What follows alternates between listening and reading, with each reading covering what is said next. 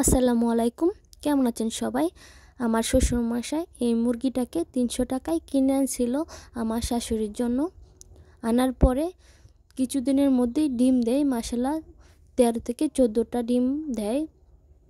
দেওয়ার পরে আমরা বসাইছিলাম ১৩টা ডিম। সেই সময়টা ছিল বৃষ্টি, বর্ষাকালে। তো মুরব্বীরা বলতো যে বর্ষাকালে ডিম বসাইলে ডিম ফুটে না, তো আমাদের সেটাই হয়েছে। ১৩টা ডিম দিয়ে বসাইছিলাম। ১৩টা ডিমই 2টা ফুটাইছে মাত্র, আর 11টা ডিমে নষ্ট করে ফেলছে। রাগ তো উঠতেই পারে এতগুলা ডিম। তো রাগের চোটে আমার শাশুড়ি মা ধানক্ষেতের কাদায় 2টা বাচ্চারা ফেলে দিছে, যে থাক বাচ্চা আমার লাগবো না। একটা প্রবাদ আছে না, রাখে আল্লাহ মারেকে। তো এদের ক্ষেত্রে এটাই হয়েছে। আল্লাহ দুনিয়াতে রাখবো, তাহলে আমরা কি চাইলেই মারতে পারি নাকি? ওই বাচ্চাগুলো ছোটো ছোটো পায়ে হেঁটে আসছে তার মার কাছে। তারপর থেকে ওরা 1 থেকে 2 মাস পর্যন্ত ওর মার সাথেই ছিল, বড় হয়েছে। মাশাআল্লাহ 2টা বাচ্চা আসিল। এখন 6 মাস পরে এবার তারা 3 মাঝই একসাথে ডিম দিছে। ওই চালের উপরে যে মুরগিটা দেখাইছি ওইটাও ওর বাচ্চা ছিল। আর এখানে সিলিংয়ের উপরে আরেকটা বাচ্চা, ওইটা হচ্ছে সাদা কালার, ওইটা ডিম দিছে। আর কোনো সে জায়গা খুঁজে পাইছে না, আমার সিলিংয়ের উপরে ও জায়গা নিছে। তো এখানে সে সর্বমোট 11টা ডিম পারছে। তো আমি খাওয়ার জন্য 3টা নিয়ে গেছি, আর এখানে 8টা ডিম আছে। দেখতে পাচ্ছেন কি সুন্দর করে ও বিছানাটা করছে, ওর পাক দিয়ে তারপরে বিছানাটা কিন্তু করছে, যেন ডিমগুলা ভেঙে না যায়। সেই জন্যে আমরা যে মুরগির ক্ষেত্রে অবহেলা করি, আল্লাহ তাআলা সেই মুরগিগুলারই বাঁচায় রাখে। যে আমরা বলি যে থাকলে থাক, না থাকলে না থাক।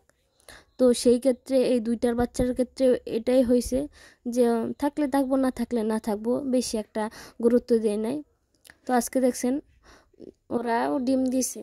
তো 3 মাঝের ডিম দিয়ে আমি তার মাকে কুচে বসাবো, সেই জন্য একটা ফলের ঝুড়ি নিছি। সেখানে বন বিছিয়ে দিয়েছি, যেরকম মুরগি ডিম পাড়ার সময় গর্ত করে সেরকম গর্ত করে দিছি। আর এখানে আমি বড় বড় সাইজের ডিমগুলা নিছি, যেহেতু 3 মাস একসাথে ডিম পারছে। ওরা ছোট বাচ্চা, তা ছোট তো হতেই পারে, প্রথম ডিমগুলা কিন্তু ছোট হয়। তো আমি এখানে 20টা ডিম নিছি, একে একে করে সুন্দরভাবে বসিয়ে দিতেছি। তো বসানোর পরে ভালো একটা জায়গায় রেখে দেব, কারণ আমাদের এদিকে কুকুর অনেক। আমার ফুফুর 12টা ডিম খেয়ে ফেলেছে।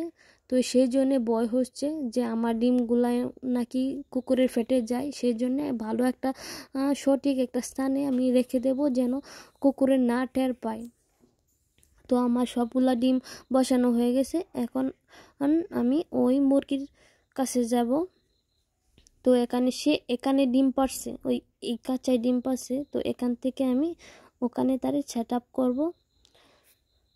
তো এই যে ভিতরে, মানে আমার মাচার ভিতরে দিকে ওই ফলের ঝুড়িটা বিছাইছি, যেখানে কুকুর উঠতে পারবে না।